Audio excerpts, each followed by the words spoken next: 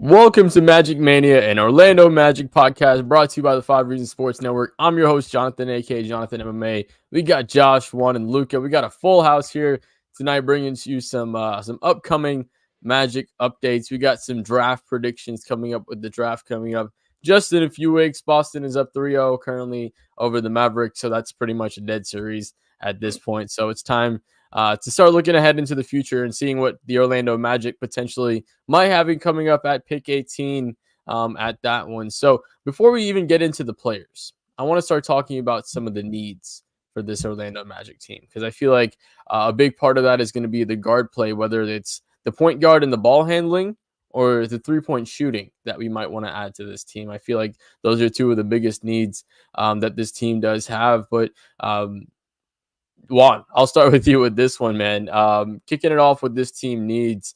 And then we do already have someone in the comments, Daniel Berry Sports Highlight, saying, "Yo, what's going on, Daniel Berry? Appreciate you joining us, man." But Juan, what are some of the needs that you see that this Magic team really should look to fill during this draft? Yeah, you kind of mentioned it a little bit, but definitely that starting guard help, with the uncertainty of Markel Fultz. And then you drafted Anthony Black last year in the lottery, and you're still kind of up in the air with that. So definitely try to solidify some more starting guard help. A third center, you got Mo Wagner, who's pretty sure due to get paid. And then you got Wendell Carter. We still don't know what's going on with that. So a third center would be nice, and some more shooting. I mean, the NBA, you can't have enough shooting, and the Magic definitely struggled down the stretch trying to knock down some threes. We saw it in the playoffs. So I think if they try to get a player where they can address all three of those needs somehow, I think they'll be in good shape. Yeah, for sure. And I think obviously when it comes to figuring out both the big and point guard aspect, because like you said, those are really a couple of the needs. We don't know. Wendell Carter, a great player. Is he the long term solution at center? Right. Probably not. Right. You probably still Yeah. have to figure out a better solution in the front court next to Franz and next to Paolo. But Luca, what are some of the key needs that you feel this team, adding on to what Juan has said with, the big 3-point shooting. And Yeah. even though with Anthony Black being taken last year, I do agree, shoring up that point guard position and what's going on there. What are some of the things you maybe feel this Orlando Magic team needs? To be honest, I feel like they really just do a lot of the things well. I really do feel like that Juan did honestly hit it all on the head. I did. They really just need a guard, someone who can shoot the ball, and obviously a big would be nice. I mean, I think the only thing I guess could be like a little bit better is like just getting another defender on the team. You can never have too many defenders on an NBA roster, especially in this day and age. It's a forgotten art. I say it all the time. I'm gonna say it again, dude. Seriously, defense is one of those things that people really do forget. Like they're just people are just so focused with doing what they can do with the ball, and people just don't understand that without the ball, you can be just as important. So I really do feel like that like Quan said, point guard, center, shooting. You can have too much of that. But other than that, I mean, I don't think another defender would really hurt. You like I said, you can just never have too much defense. You can never have too much shooting. And I think there's a couple players that can honestly feel that need. That we're gonna talk about them. I'm pretty sure. Absolutely, absolutely. You talk about maybe pairing up a nice guard next to Jalen Suggs, right? Someone that can complement him very well, or someone that can complement Franz and Paulo in the front court. Like you said, it doesn't necessarily need to be an A1 tier player that comes in and makes an impact on this team. So, Josh, let's talk about the impact there a little bit before we even get into too much specifics. How much impact do you see a player making on this team? Because it is a young team. It is Yeah. a team where someone could come in and really make a big impact with a couple of the gaps that we have. So obviously, you're going to have some rookie walls coming in and hit some of those things. But how much impact do you feel that a rookie could make on this team? Given that we draft something within our realm of need. Right. I think you can find a player that can complement the style of the Magic. Like you said, you do have a young core. They continue to develop in their own right. But I think both to Juan and Luca's standpoint, outside shooting and size, I think you draft right, you draft a good player that complements the style of Paulo, Franz. You'll see success with that. So I think within that mind frame, you can. This draft is decent, and with the Magic having, I believe, the 18th pick and later down the 47th pick, I think they can find some guys that can complement the style of what the Magic are currently playing, and where they want to get to. Absolutely. Now, Luca, last one before we actually get into names on this one. What are the odds the Orlando Magic team flips the picks that we have in this first round? Right? Uh, We pick with someone for a need, right? Maybe you get a sign and trade deal where you give up a pick or a second rounder, and you can solidify a hole with a player that's been in the year a 4 or 5 league for 4 or 5 years, maybe yeah, coming of a deal that a team doesn't want anymore, right? Let's say OKC has a lot of young players that are looking. They have to re-sign a lot of them. Not all of them they can keep, right? So maybe Right. there's a player you can get there, or from Houston you pick up one of the young guys, whatever it may be.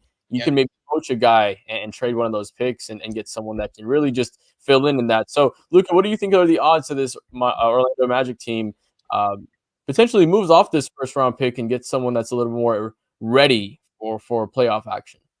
I think it's definitely possible. I think it is, especially for the way they finished in this season. They finished with a fourth seed, went to Game 7 with the Cavs. You know, they arguably should have won. You know, aside from some performance from some amazing players on that team, but I really do think that it is possible. Do I see it happening? Honestly, no. I think they do end up taking the draft pick and just trying to.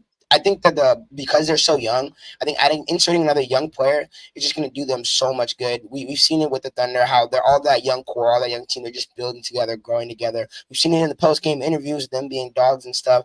And we saw, it's just really fun to watch these youthful teams, with all these guys that are just really want to play in the NBA. They're really just happy to be there, and it's just like it's just like playing pickup basketball with your boys. I think that they do end up taking the pick and just keep just pushing this young, exciting, this very fresh look in Orlando. And I think that that's what's going to be better for this team and just continue to help this market grow, to continue to help this fan base just get even bigger and bigger and just have more support for this team. So I think they do take the pick, but I wouldn't definitely cancel out them trading for an established star, especially because they definitely are one of those teams in the East that could potentially win now. So I think it's very possible for either one.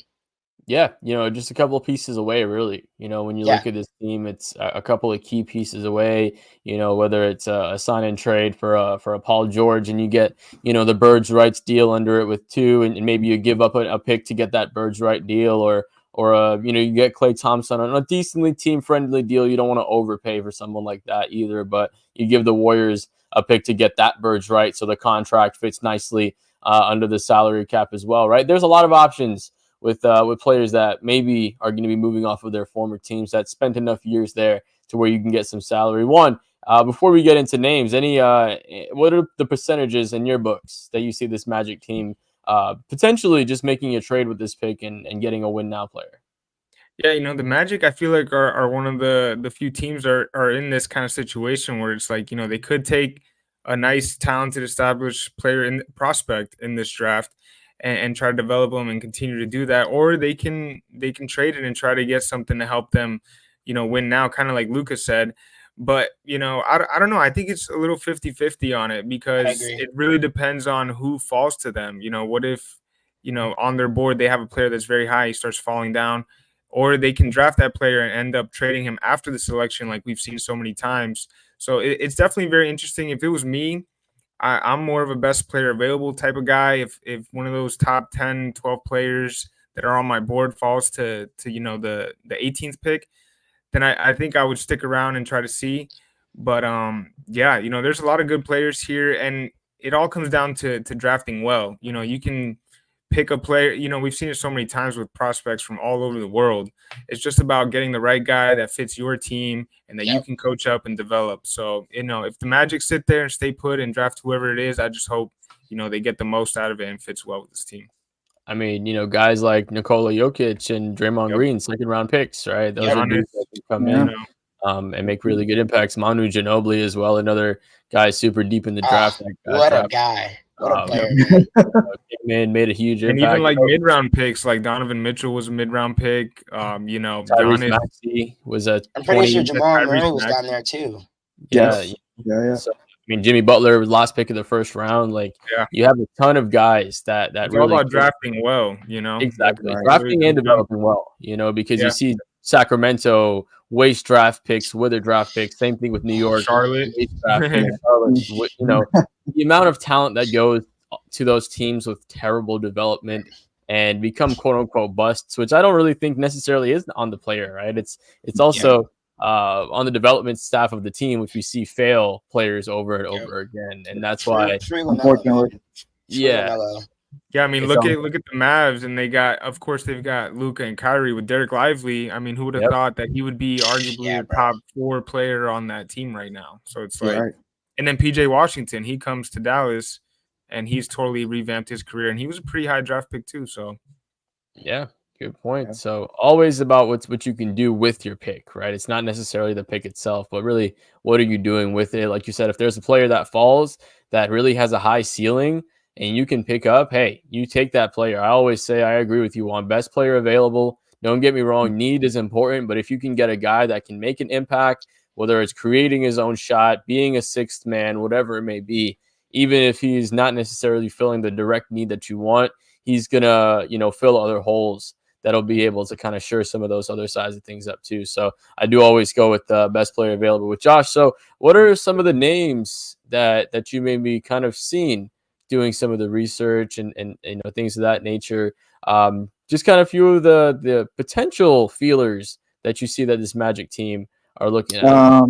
First guy I want to talk about is McCain from Kentucky.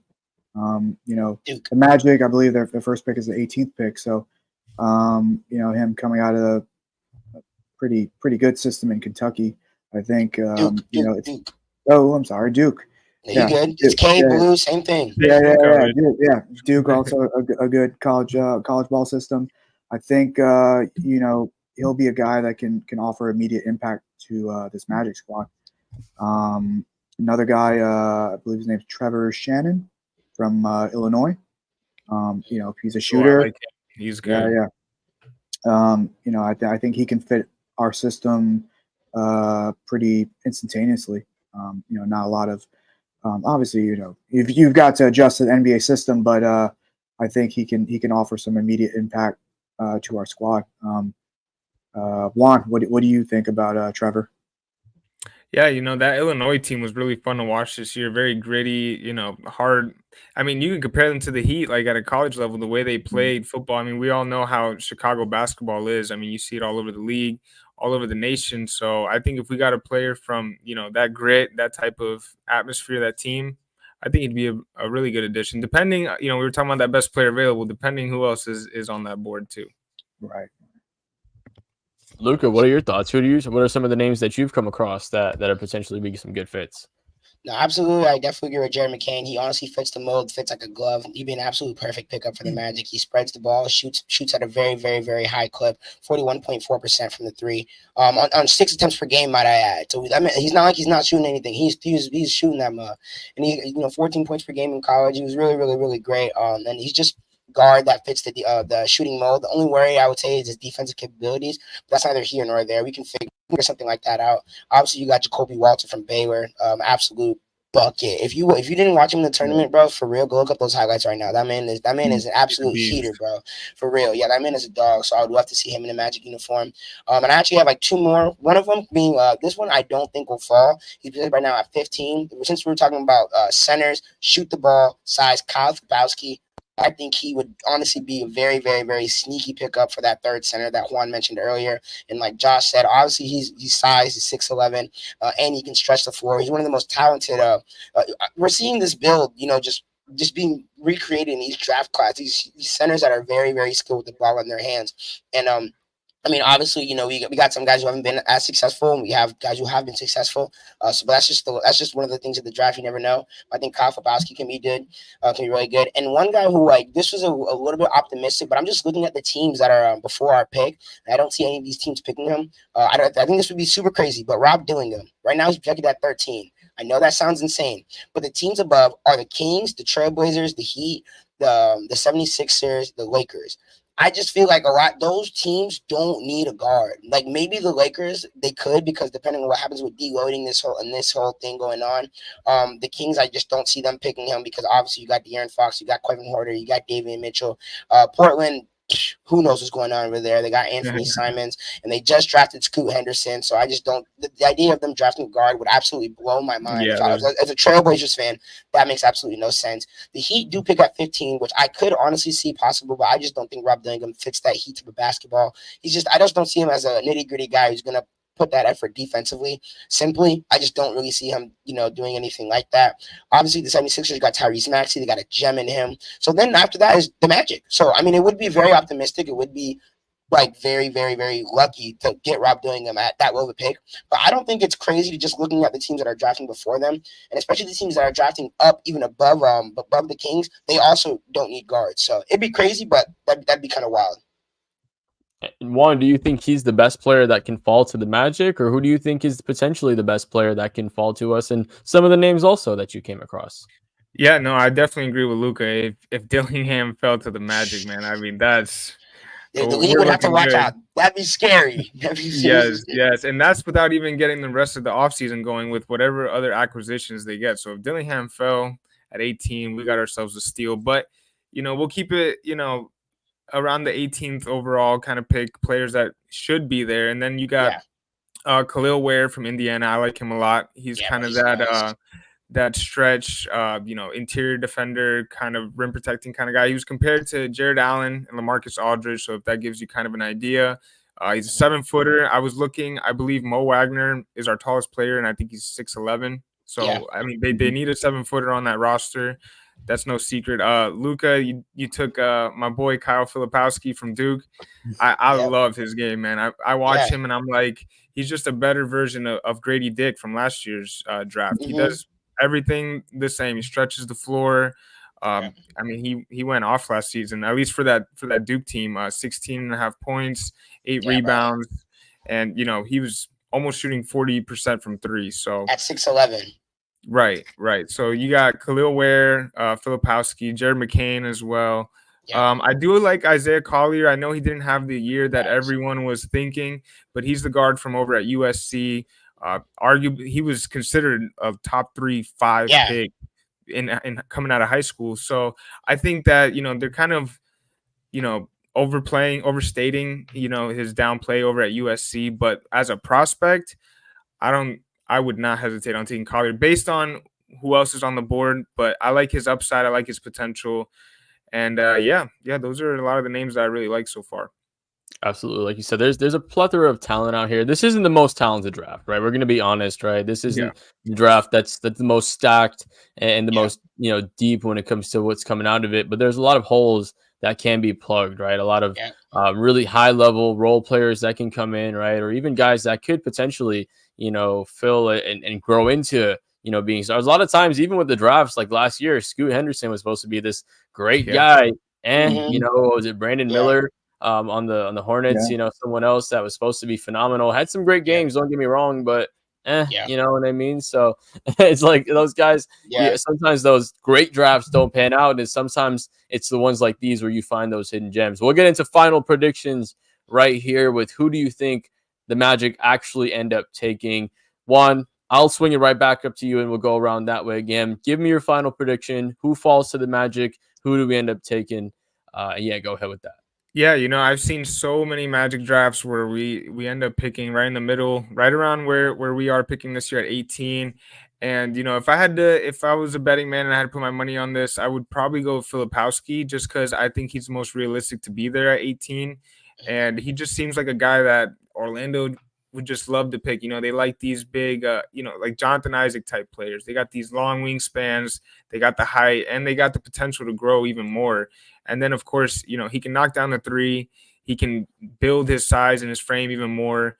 So I think he's the perfect prospect at 18 if, everyone else isn't there.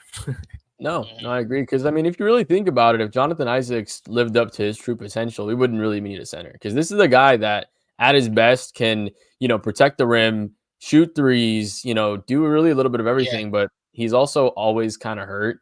And he's also, he'll have his moments where defensively he's lapsing, right? He's not flowing within the rounds of his team. And you don't want to see that a 7-footer have those issues because they get played off the court when it comes to a playoff situation. So, Yeah. I think with him, he didn't necessarily pan out as you want. But like you said, Juan, if you can find a player that is an ideal version of that, that is something that I feel is a great fit, because we see all the time when Jonathan Isaacs is hitting, this team looks really good, right? This Right. team looks like it's flowing really well. And it makes it a lot easier for everyone on their floor to know exactly what's going on. But when you have a gap at the top at the center position and at the bottom at the point guard position, it's almost like not having the buns for your sandwich, right? You have No, to hold it all. literally, bro. Yeah, It's tough. So, yeah. you got to get into with that side of things. Luca, final prediction: who do you think the Orlando Magic end up taking this draft?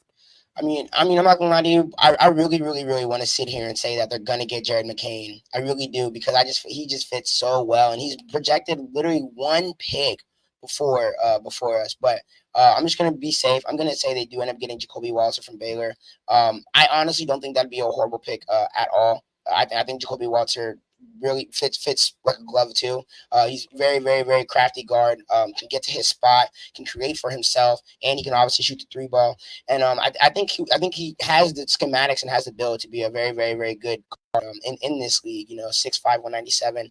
He's got some length on him as well. He only shot 34% from the 3-pointer last year at Baylor, but it's a whole different game. And now he's going to be in a system to where he's going to be getting those looks. He's going to get fed the ball from Paulo Banchero. He's going to get fed the ball by Franz Wagner, and those are two players who are already going to take a lot of attention off of him.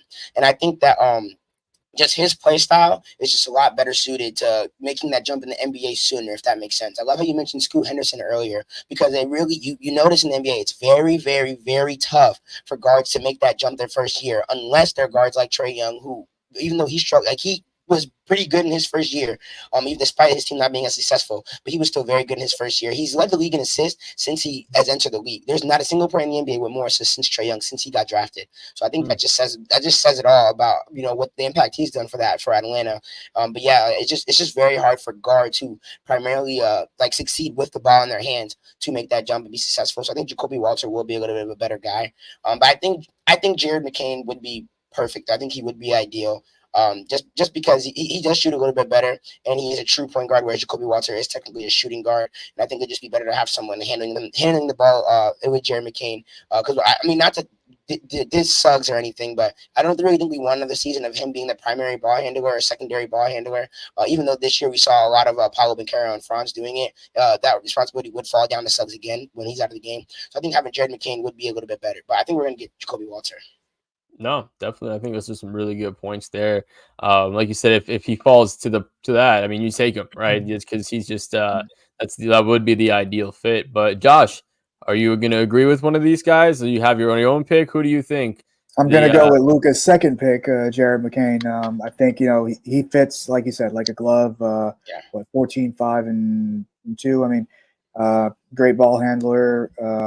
Complements Paulo. I mean, he's a guy that can fit perfectly immediately, and I hope we get him. Honestly, yeah, me too. I won't lie. I think he will go to LA because he's from Cali, bro. He's from California, so I think he's gonna try to go return to his hometown. He's already proved to be marketable, so they'll love that. They'll love that. Yeah. No, so it's exciting. That's always fun about the draft season is, with guys like myself who, aren't as knowledgeable with college ball. I get to watch highlights and watch every single pick look like Michael Jordan. So going into the draft season, because you always get to see the best of these players, and then watching some of them not really pan out is always comedic. But yeah, I think it's always exciting because it just gives new hope of what this team could potentially add, right? With free agency, you have to fight and bid and outbid other players, right? With the draft, really, it's about taking the player you get and making them become the best version of themselves that can be fit within the realm of this team, which we see that this Orlando Magic team, although previously have struggled to develop talent, the talent development as of late has been great. I think a big part of that has been, coach, he's been doing, Jamal Mosley has been carrying this young group when it comes to that side of things. I would not be surprised, if he wins coach of the year next year and gets the job done with that. I know he was top 3, I believe, this year. But I think he's going to be, regardless who they draft to put along that man, he's going to be a good leader next to them. But I do think it'll be a fun draft regardless. I think a lot of teams have some potential talking moves. Like you said, the Lakers have to make some moves and kind of switch things up. The Miami Heat have to switch things up potentially as well. You'll see other teams as well that are a little bit in that, limbo zone, try to make that move to allow themselves to get into actual playoffs. So it's going to be fun to see that. But other than that, guys, we are all wrapped up here today. So make sure you guys leave your draft pick predictions in the comments as well. Make sure you let us know who you think the Magic take. Like the video and subscribe because it's free. And if you didn't like us, just let us know why either. Also, you know what I mean? Because that helps with us. But outside of that, we appreciate everyone joining. Josh, Juan, Luca, appreciate you guys as always. And Josh, how do we finish it out here, man? Always go Magic.